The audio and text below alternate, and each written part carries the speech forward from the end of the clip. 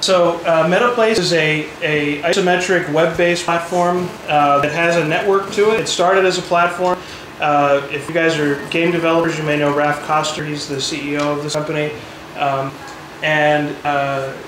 What's interesting about their platform is that their player is Flash, but you don't have to know Flash to develop for it. You develop everything in their web-based IDE, and you link textures and you basically build everything out in there. And there's one standard common Flash movie all of their worlds display in.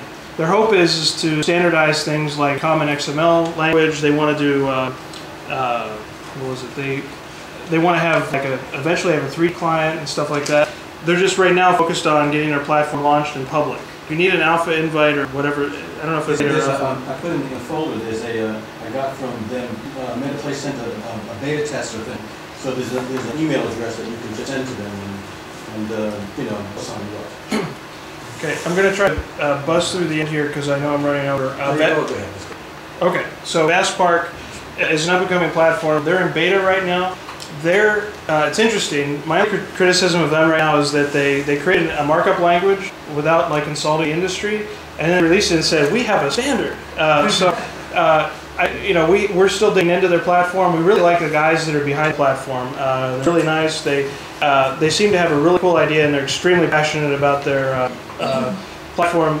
Their tools are free. They basically make their money off of selling you customizations on the server component. This is a platform that does some really interesting peer-to-peer updates.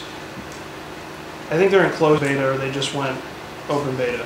And then Big World. These guys are well known in the MMO industry. Of the ones I've shown you, they probably have most MMOs launched, and they're the most interested of the MMO pack, I think, in working with some of the virtual world creators.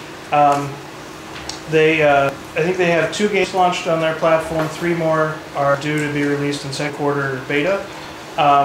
But again, they have a royalty fee plus an upfront licensing fee, and it's going to be a much bigger number, probably with an extra comma in it compared to what you'd have with something like Second Life to build on. So very quickly, some individual components that we're very interested in. If you think back, if you can still remember 20 minutes ago when I showed that slide that had that blue spot on it for where we're trying to go with web-based stuff, this is what I'm going to talk about now.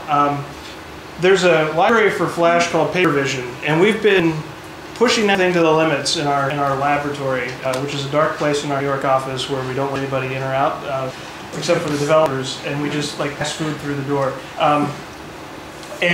So what we're doing there is I'll explain exactly what we're trying to do with it, and I'll show you a quick demo.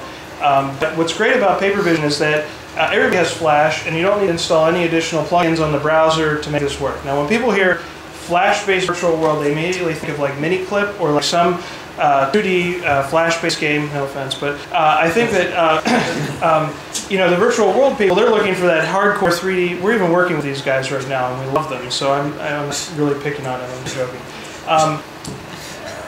So I think that what's interesting about PaperVision is that it doesn't require accelerated graphics processing. You don't need to have an outboard video card. You can just run it right on your chipset.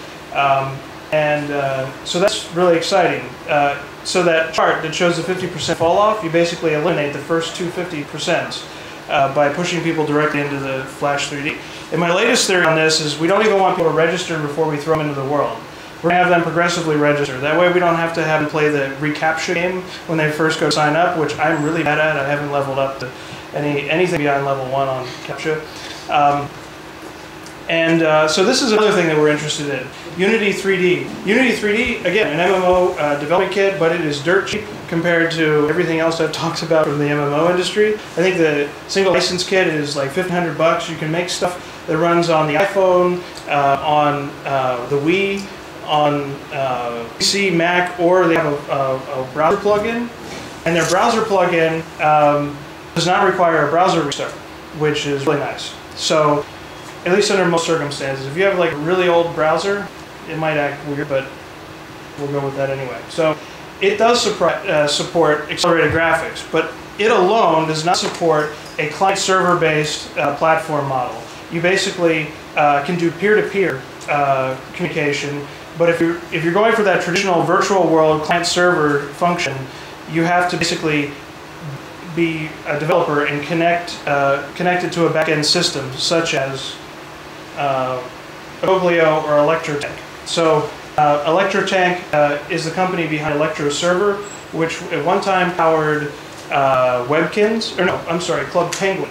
And then they switched to SmartFox server, and now they're on like some sort of hybrid SmartFox server custom thing they built because nothing would scale to what all those penguins are pushing on their server system. So we like a Goglio because it's kind of interesting.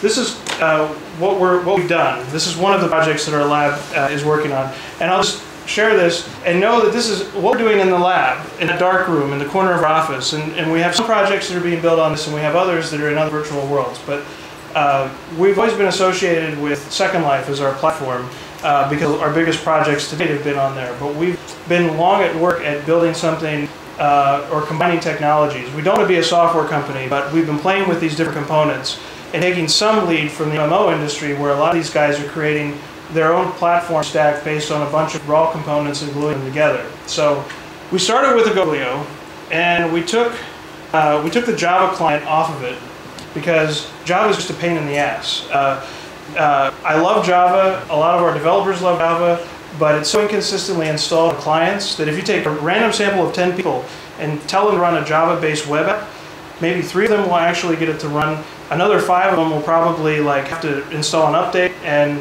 it's just a nightmare. And even some of those people won't get through. And then when they go to the Sun website, good luck, because they'll never find an easy click here.